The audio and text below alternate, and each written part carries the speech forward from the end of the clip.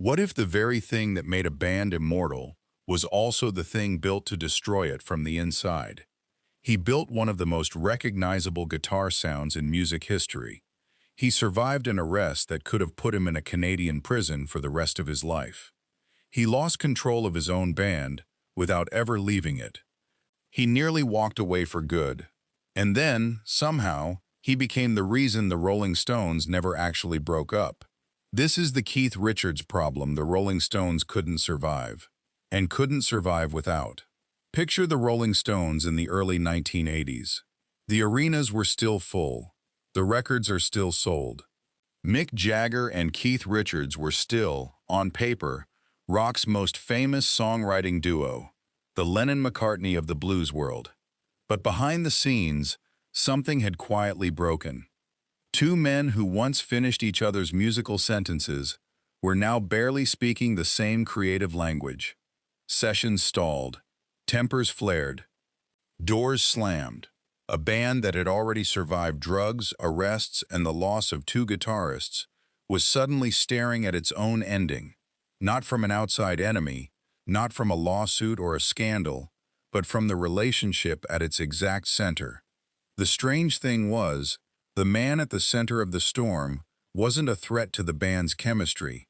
He was the chemistry. Keith Richards' guitar work had defined the Rolling Stones' sound for 2 decades. What nobody watching from the outside understood was this. The addiction that nearly destroyed Keith Richards was the same addiction that quietly handed Mick Jagger the keys to the band. And when Richards came back for those keys, clean, sober, and ready to reclaim his seat at the table, the fight that followed nearly finished the Rolling Stones for good. We won't explain that yet. First, you have to go back to the beginning, back before the fame, before the addiction, before either of them had ever touched a professional stage. Before we start, please don't forget to subscribe to the channel. To understand what happened, go back to Dartford, Kent, a grey, working-class town outside London in the years after the Second World War. Rationing was still a memory. The bomb damage was still visible on some streets. It was not a place that looked like it would produce two of the most famous musicians on the planet. Keith Richards was born there on December 18, 1943. A few streets away, in the same unremarkable post-war England, a boy named Mick Jagger was growing up. The two knew each other as children. Their families lived in the same part of town, close enough that their paths crossed early, the way they do in small English towns where everyone eventually knows everyone. But childhood proximity doesn't guarantee a lifelong bond, and when Jagger's family moved away, the boys lost contact for years, long enough that neither one expected to see the other again. It took a single, almost accidental encounter on a train platform and a stack of American import records to bring them back together, and to accidentally ignite one of the most important creative partnerships in the history of rock music. Every great rock story needs its characters, and this one has two men who would spend the next 60 years defining each other.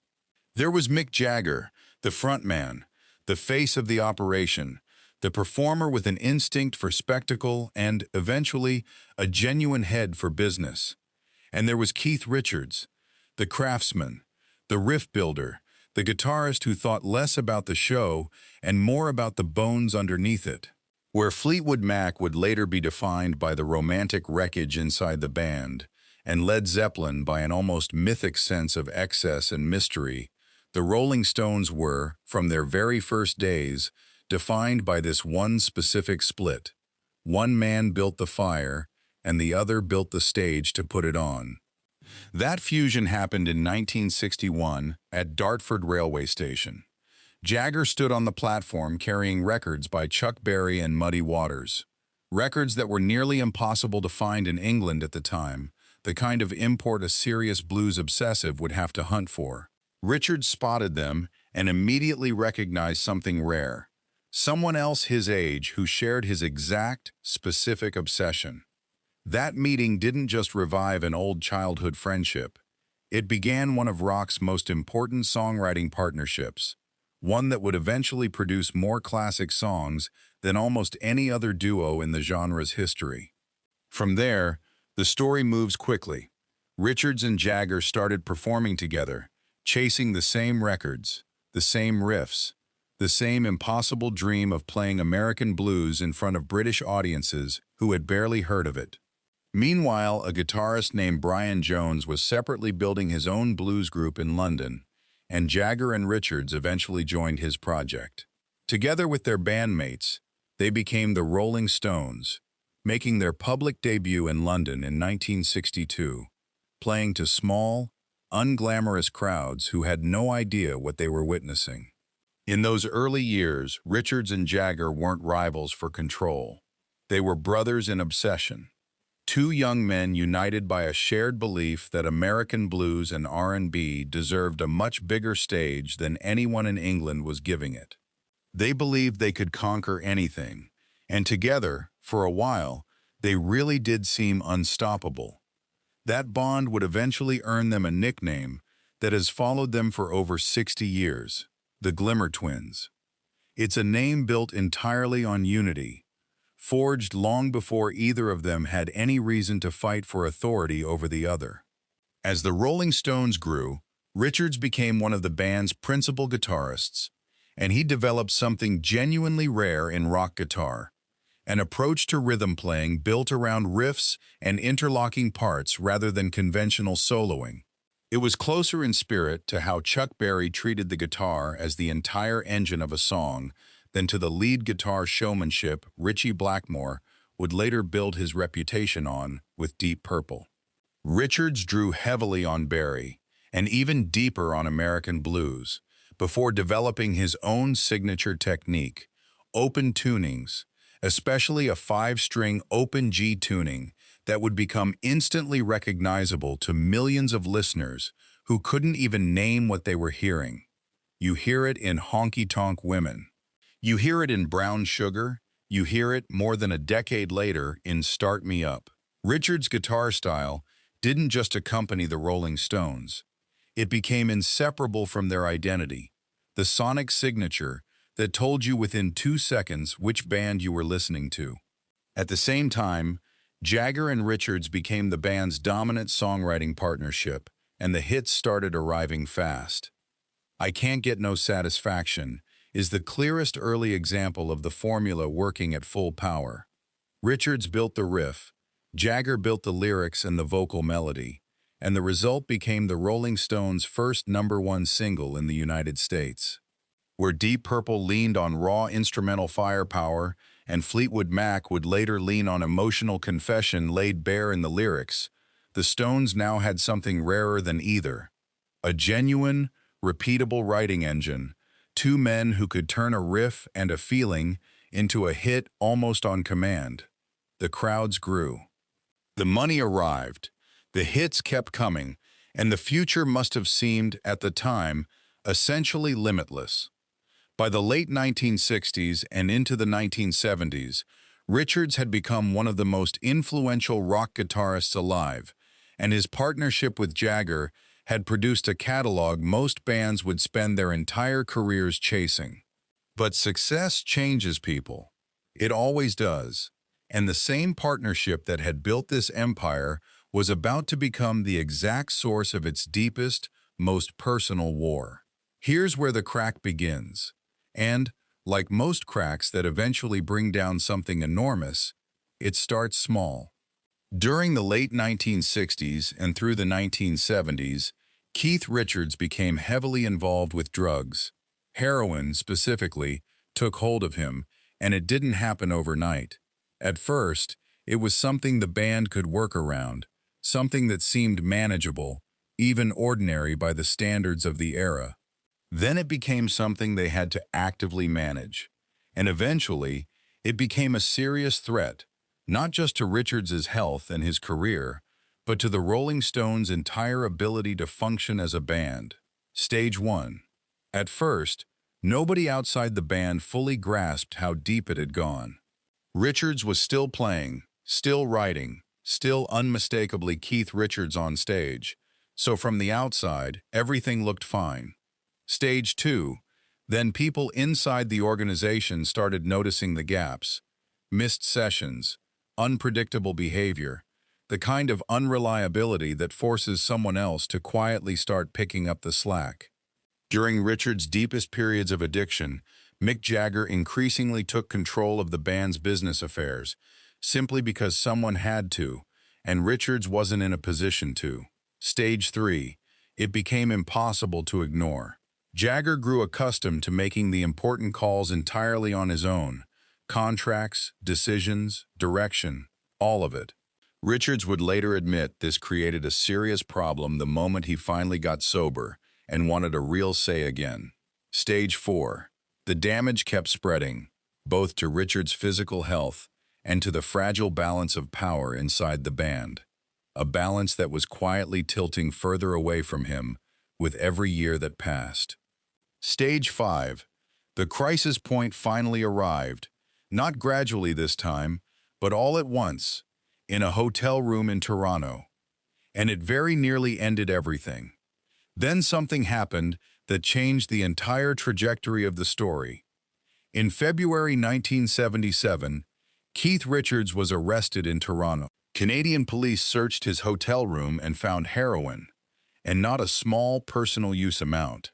It was substantial enough that Richards was initially charged with possession for the purpose of trafficking, a charge that carried the very real possibility of a lengthy prison sentence.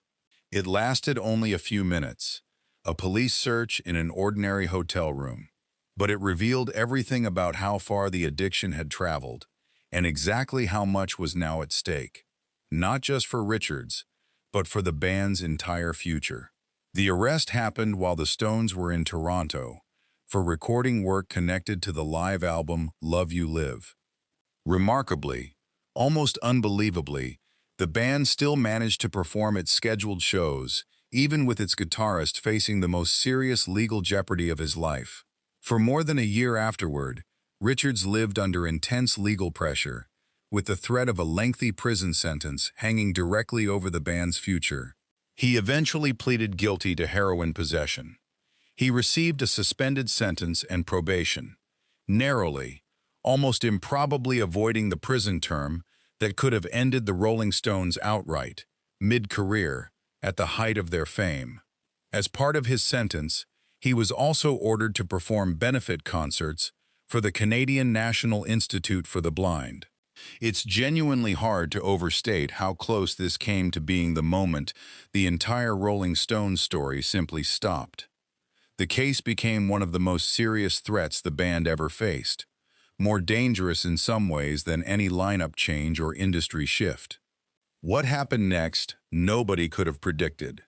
The Toronto case did something that years of internal pleading apparently hadn't managed to do.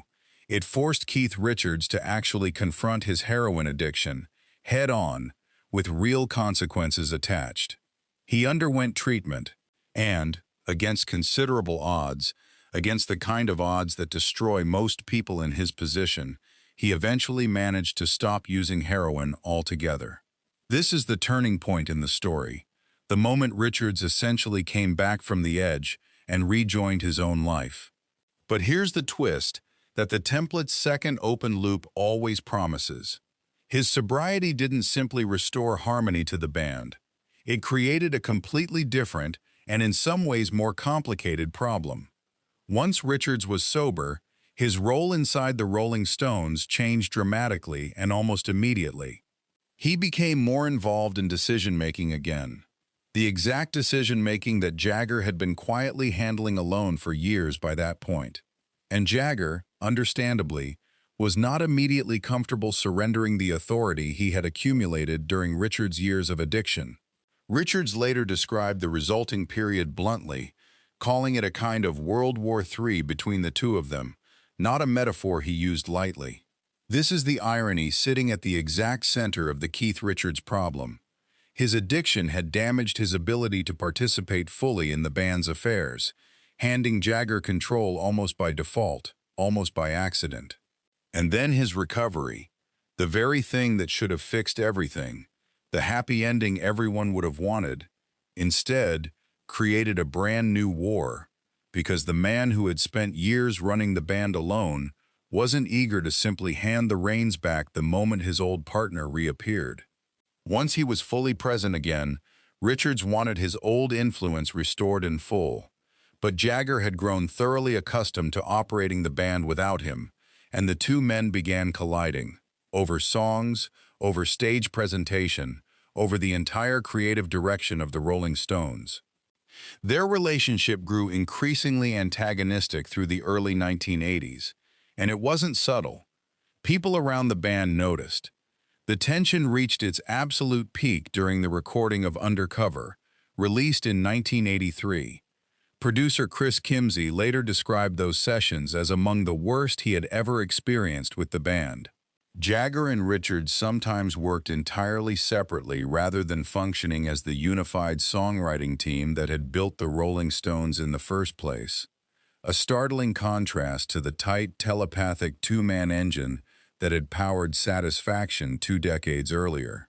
The personal conflict between the two Glimmer twins had stopped being gossip and become a documented, serious creative problem inside the studio itself.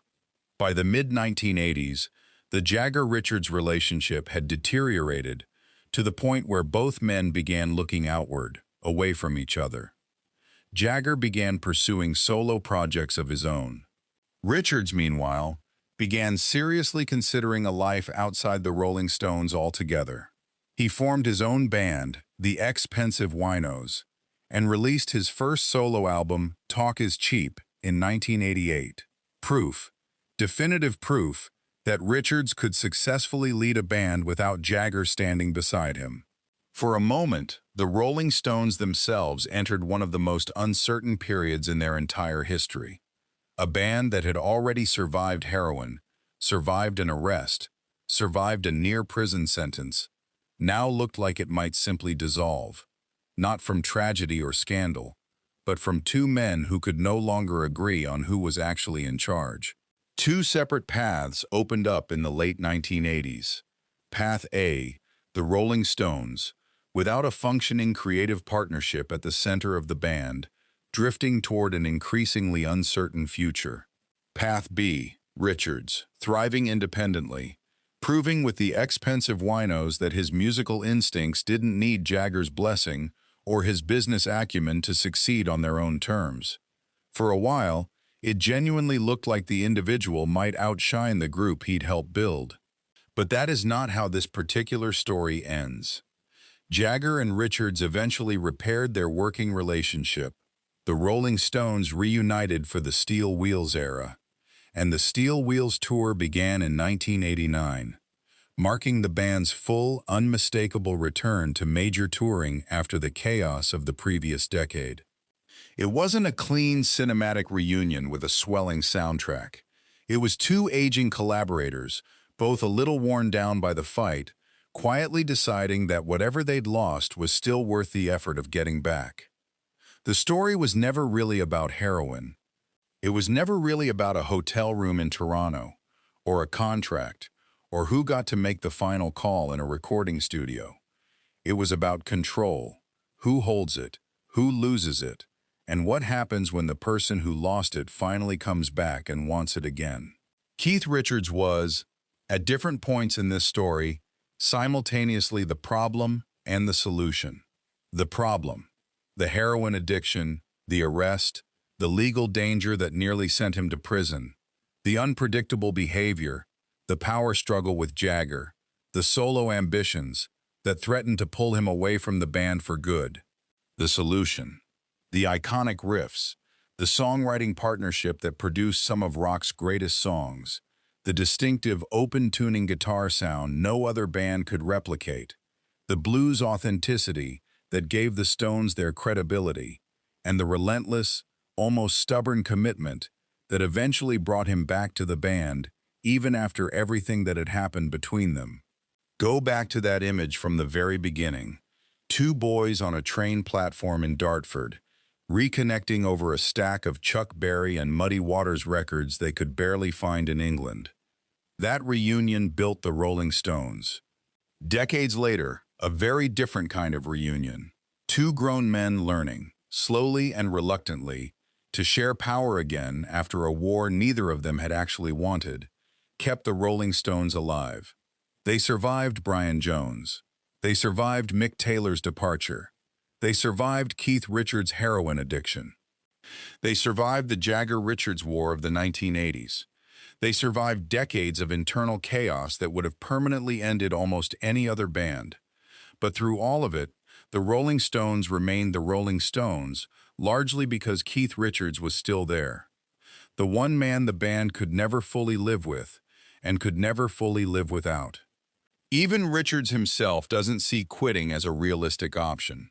In a 2022 interview, he said it plainly, without a trace of doubt, "You just can't quit the Rolling Stones."